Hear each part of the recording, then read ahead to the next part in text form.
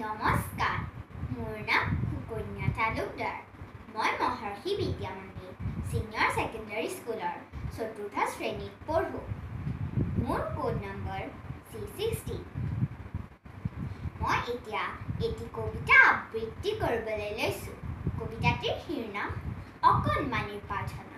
কবি জ্যোতিপ্ৰসাদ আগৰৱালা। পোহৰ দিয়া আৰু পোহৰ দিয়া, মনৰ আন্ধাৰ আঁতৰ কৰি আলোকলৈ নিয়া। সদায় সঁচাত থাকিবলৈ মনত দিয়া বল, আমাৰ হিয়াৰ জ্বলুক তোমাৰ জ্যোতি জলমল। সুন্দৰ তুমি য'তেই আছা, আমাক মৰম দিবা, সোণপতি বেলিৰ আঁৰত থাকি তৰা জোনৰ সিপাৰতো, দূৰতকৈও দূৰণিতো আমাক হ'লে নাপাহৰিবা। যাক কোনফালেনো পৃথিৱীখনত, কৈ যাবা আহি ৰাতি সপোনত।